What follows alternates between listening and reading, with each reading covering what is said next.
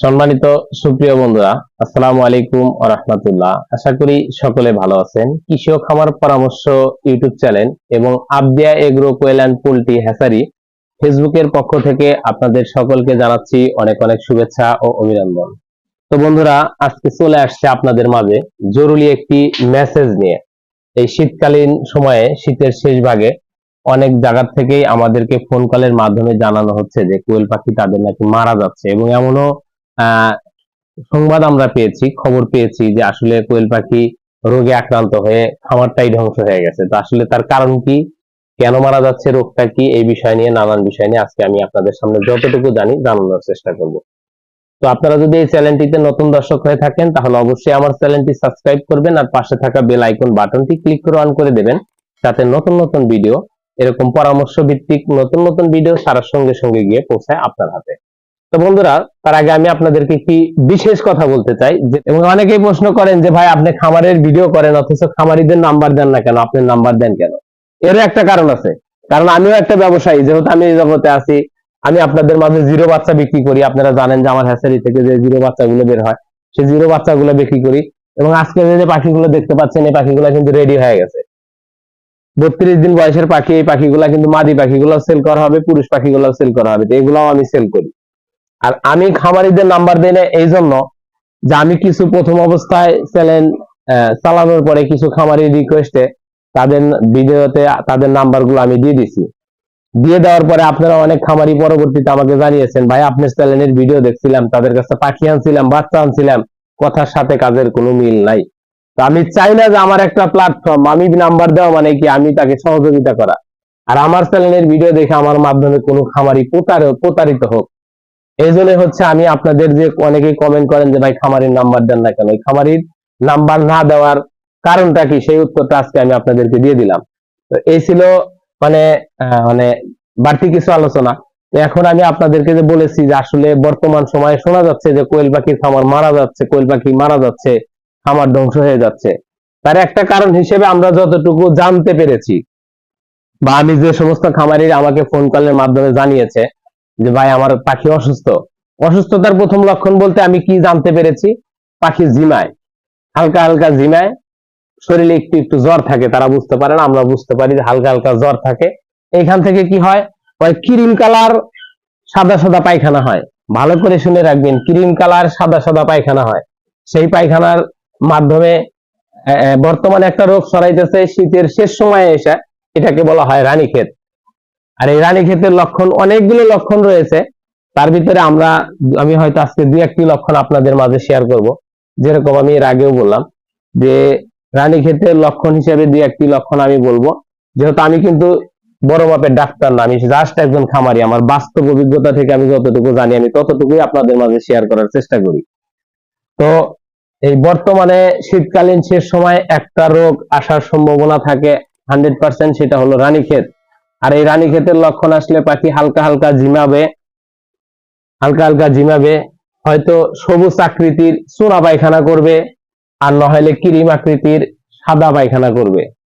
এইটা হলো দুইটা মাধ্যম লক্ষণ, ঝিমাবে বা হালকা একটু ঠান্ডা লাগবে। এরকম করতে করতে মেন উপসর্গ হচ্ছে ঠান্ডা। ঠান্ডার থেকে বিভিন্ন উপসর্গ দেখা দেবে। আপনি দেখবেন যে আজকে 2টা মরতেছে, কালকে 3টা মরতেছে, পরের দিন 5টা মরতেছে।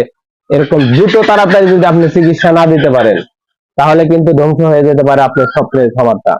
তাই আমি আপনাদের প্রত্যেকটা খামারিকে বলবো, আপনারা যারা কোয়েল পাখির খামারের সাথে অ্যাক্টিভ আছেন, আপনার পাখি এখনো সুস্থ আছে, আলহামদুলিল্লাহ, খুবই ভালো। তো আপনারা প্রত্যেকটা খামারি যদি কালে রানীক্ষেতের ভ্যাকসিন না করে থাকেন, আমি বিনীত রিকোয়েস্ট করবো আপনাদেরকে। কারণ আপনারা সফল হতে পারলে, আপনারা ভালো থাকলে খবরটা শুনলে আমার ভালো লাগে, আর আপনাদের ব্যর্থতার কথা শুনলে আমারও খারাপ লাগে। যেমন গত 2 দিন আগে নাটোর থেকে এক ভাই আমাকে ফোন করেছিল। আমি তার যতটুকু ডিরেকশন মানে মতভেদ শুনতে পেরেছি, তাতে আমার মনে হলো যে এরকমটাই কিছু। কিন্তু যেহেতু আমরা ডাক্তার না, যেহেতু আমি সরাসরি এখানে যাই না, আমি তাকে পরামর্শ দিতে পারিনি। যার কারণে আমি তাকে সাজেস্ট করছি, ভাই আপনি তাড়াতাড়ি উপজেলা প্রাণী সম্পদ অফিসে নিয়ে যান, পাখিটা একটু পোস্টমর্টম করেন, তাহলে আপনার পাখিগুলো বেঁচে যাবে। ইনশাল্লাহ পরামর্শ দিয়েছিলাম। ওনারও অনেক বড় মাপের ডাক্তার, ওই ডাক্তার স্যারের প্রেসক্রিপশন আমি দেখেছি, খুব সুন্দর সুন্দর ওষুধ লিখেছে। নাটোর প্রাণী জেলা পানি সম্পদ অফিস থেকে ওই স্যার ওষুধ গুলো লিখেছে। তো উনি পরবর্তীতে আমাকে জানিয়েছে যে ভাই ওষুধ খাওয়ানোর পরে পাখি ইনশাল্লাহ মোটামুটি সুস্থ, যেগুলা। আর ওই ভাইকে আমি একটা পরামর্শ দিয়েছিলাম যে যে পাখিগুলো আক্রান্ত হয়েছে আপনার কাজ হলো যদি খাঁচায় থাকে ওই খাঁচার সম্পূর্ণ পাখি সরাইয়া ফেলান। তিনি সরাইছিল, তাতে পরবর্তীতে শুনছি যে মোটামুটি রক্ষা হয়েছে। আরো এরকম বেশ কয়েকজন আমাকে ফোন কলের মাধ্যমে জানিয়েছে যে ভাই পাখি অসুস্থ। তো তাদেরকে আমি যতটুকু জানছি ততটুকু পরামর্শ দেওয়ার চেষ্টা করছি, মেডিসিনের কথা বলছি আমার অভিজ্ঞতা থেকে। আর যেটা মনে করছি যে না আসলে আমার পক্ষে সম্ভব না, তাদেরকে আমি সাজেস্ট করছি আপনারা একজন মানে প্রাণী সম্পদ, ভেটেরিনারি প্রাণী সম্পদ ডাক্তারের শরণাপন্ন হন, তাহলে আপনাদের খামারটা বাঁচবে। তো আজকের ভিডিও করার মূল আলোচনার বিষয় টপিকসই হচ্ছে আপনারা যদি কেউ এই শীতকালীন শেষ সময়ে কোয়েল পাখিকে রানীক্ষেতের ভ্যাকসিন না করে থাকেন, আমি আবারও আপনাদেরকে অনুরোধ করছি আপনারা অবশ্যই কোয়েল পাখিকে রানীক্ষেতের ভ্যাকসিনটা অবশ্যই করে নেবেন। আর যদি কোনো খামারের কাছ থেকে পাখি আপনারা ক্রয় করেন, যেমন আমাদের এই পাখিগুলো দেখতে পাচ্ছেন, এই পাখিগুলো কিন্তু আমরা অলরেডি বিক্রি হয়ে গেছে। কালকে সকালে এক ভাই নেওয়ার কথা। এরকম আমাদের আরো শেডে পাখি আছে, আজকে 21 দিন বয়স। এই বিভিন্ন বয়সের পাখি আমাদের কাছে থাকে বা জিরো বাচ্চাও থাকে। তো আপনারা যারই কাছ থেকেই নেন ওই খামারিকে একটু ভালোভাবে বলবেন যে ভাই আমার পাখিগুলো ভ্যাকসিন করা আছে কিনা। যদি ভ্যাকসিন করা থাকে আলহামদুলিল্লাহ, আর যদি না করা থাকে তার সাথে ফ্রিলি কথা বলে আপনারা পারলে খামারে নিয়ে এসে ভ্যাকসিনটা করে নিন। ভ্যাকসিন করতে কিন্তু খুব বেশি টাকা লাগে না।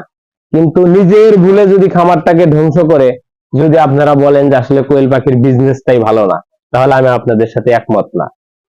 সর্বপ্রথম কথা, আমার নিজের যতটুকু জানার আছে, বলার আছে, করার আছে, এতটুকু সর্বোপরি চেষ্টা করে আমাকে করতে হবে।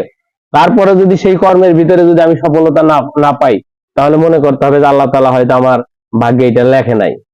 আর আমি যদি আমার নিজের অলসতা করার পরেই যদি কালে কই যে আমার দ্বারা হলো না, তাহলে এটা আমি বিশ্বাস করি না।